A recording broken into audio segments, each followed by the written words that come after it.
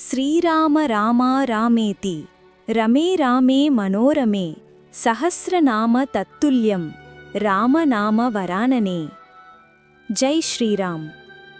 అందరికీ నమస్కారం. ముందుగా అందరికీ శ్రీరామనవమి పండుగ శుభాకాంక్షలు.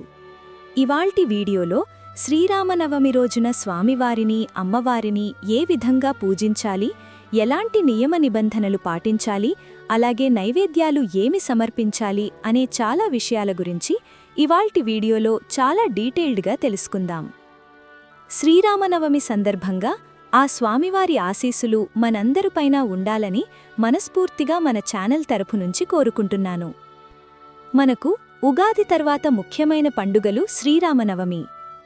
శ్రీరాముని పుట్టినరోజుగా, సీతారాముల కళ్యాణం జరిగిన రోజుగా, పట్టాభిషేకం జరిగిన రోజుగా శ్రీరామనవమికి చాలా ప్రత్యేకతలున్నాయి. శ్రీరామనవమి రోజున సీతారాముల కళ్యాణం ఎంతో అంగరంగ వైభవంగా జరిపిస్తారు. సీతారాముల వారిని ఈరోజు పూజించినా, సీతారాముల కళ్యాణం చూసినా సరే అష్టైశ్వర్యాలు, సిరి సంపదలు, ఆయురారోగ్యాలు కలుగుతాయి అంటారు.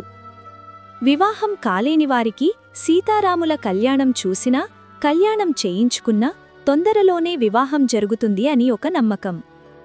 అంతేకాకుండా ఇంకా మరెన్నో సమస్యలకు పరిష్కారం కూడా చూపిస్తారు ఆ శ్రీరామచంద్రమూర్తి. అంత మహిమాన్వితమైన సీతారాముల కళ్యాణం చూసినా, సీతారాముల పూజను ఇంట్లో తప్పకుండా చేసుకున్నా ఎంతో మంచిది అని చెప్తారు. శ్రీరామనవమి కళ్యాణం అంటేనే ఒక పెద్ద పండుగ కదా. ఈరోజు ఉదయాన్నే నిద్రలేచి తలస్నానం చేసి ఇల్లు వాకిళ్లు శుభ్రపర్చుకుని గుమ్మాలకు మామిడి తోరణాలతో పువ్వులతో అందంగా అలంకరించుకోవాలి. శ్రీరామనవమి పూజను భార్యాభర్తలు ఇద్దరూ కలిసి చేసుకుంటే చాలా మంచిది. భార్యాభర్తలిద్దరూ కలిసి చేయించుకోవడం వల్ల అన్యోన్య దాంపత్యం ఉంటుంది. ఎటువంటి చికాకులు, కలహాలు లేకుండా సంసారం సాఫీగా సాగుతుంది.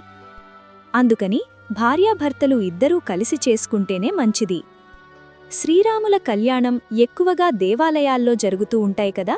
మనం ఇంట్లో స్వామి అమ్మవార్లను పూజ చేసుకుంటే సరిపోతుంది.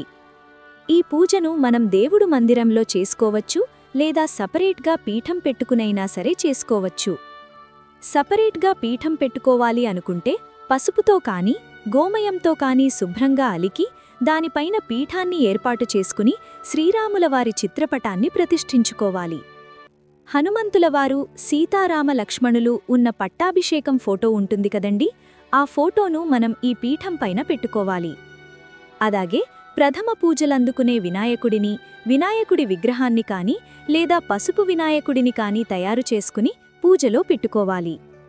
దీపారాధనకు కుందులు అవన్నీ సిద్ధం చేసుకుని దీపపు కుందికి గంధం, కుంకుమ బొట్లు పెట్టి సిద్ధం చేసుకోవాలి. ముందుగా దీపారాధన చేసి దీపపు కుంది దగ్గర అక్షింతలు, పువ్వులు వేసి దీపజ్యోతికి నమస్కారం చేసుకోవాలి.